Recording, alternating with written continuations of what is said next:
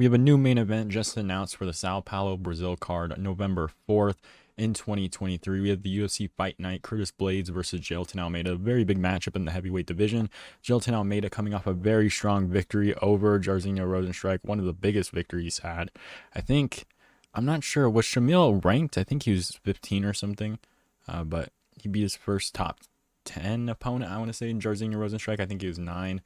Curtis Blaydes coming off a loss to Sergey Pavlovich very recently as well by KO. It's a very interesting matchup. We'll see how this one goes. I think Jailton, this is a really big step up because Curtis Blaydes is a very dominant wrestler and is pretty good on the feet as well. So we'll see what Jailton will look like in this matchup. But I'm just going to be doing an early prediction breakdown for this one. Obviously, Curtis Blaydes 17-4, Jailton Almeida 19-2, Curtis Blaydes 32. They're both 32 years of age. Curtis Blaydes is the heavier fighter here at 262.5 pounds. Jailton 231 pounds. He's a very strong dude, but again, he is a little bit lighter. He might have to try to fill himself up for the division a little bit more, maybe put on a little bit more weight. But Curtis Blaydes will have a 1-inch reach advantage at 80 inches of reach, and Jailton Almeida will have a 79-inch reach advantage in this matchup. Curtis Blaydes, his previous matchup, again, a loss to Sergey Pavlovich, beat Tom Aspinall, but that one was really just an injury. They were kind of just going at 100 miles per hour, and Tom Aspinall hurt his knee and has been out for a while now. Beat Chris Dawkins by KO, which is pretty much a given at this point. And then beat Jairzinho Rozenstruik by decision, and then lost to Derek Lewis by KO. So I'll get into Curtis Blaydes in a second, but I'll just read out Jailton Almeida. Jailton Almeida just won against Jairzinho Rozenstruik by rear naked choke 2 weeks ago. So very impressive win there. He's already fighting in November, so this one's actually pretty decently far out. Believe, what is that, 5 months out? Very interesting. The UFC is definitely planning this one out quite a bit because they are going to Sao Paulo, Brazil, so they probably want to have a big headliner to get people going.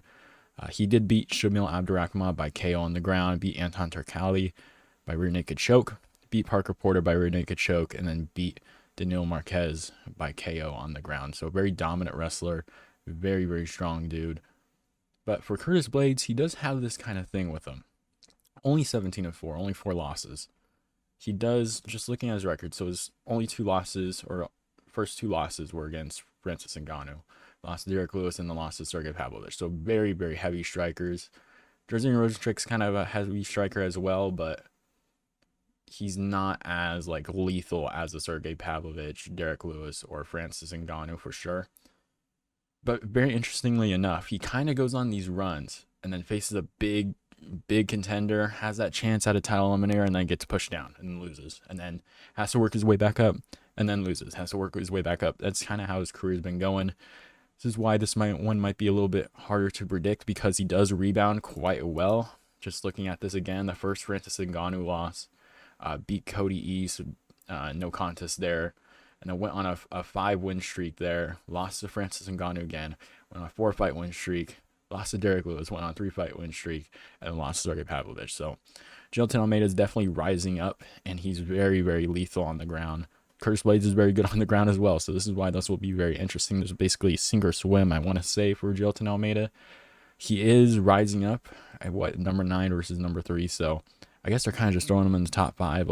If you're really this good, you'll do really well against Curtis Blaydes, which is why this one's interesting as well, because 5 rounds, Jailton Almeida versus Curtis Blaydes, who's going to win on the ground? And if we actually see Jailton Almeida not be able to get takedowns, what does he do after that? Curtis Blaydes is very good on the feet.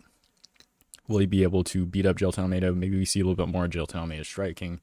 Maybe we see more of a longer, drawn-out fight because, again, Curtis Blaydes is a heavier dude, so maybe he does land some takedowns on Jailton Almeida. But again, for this one, I think I might go with Jailton Almeida. I'm kind of losing faith in Curtis Blaydes a little bit. After that last matchup, he kind of has... He loses those fights and then builds up these win streaks, and you kind of get behind him a little bit. And it seems like in the big moments, he kind of just squanders a little bit more. Another 5-round fight for him in the main event. I don't know if I trust him here in a big crowd in Sao Paulo, Brazil. So he was going to get booed. There's going to be a lot of pressure on him in Brazil. A lot of the fans coming at him. I don't know if I trust Curtis Blaydes here. I think I might go with Jailton Almeida by ground and pound, maybe on the ground. I think he gets Curtis Blaydes in the second round. Maybe Curtis Blaydes defends the takedowns pretty well, and we see a little bit more of the Jailton Almeida stand up in that first round. But again, Very, very interesting matchup here. I am going to go with Jailton Almeida. I don't trust Curtis Blaydes at this point. He's only 32 years old, so he's still in his prime.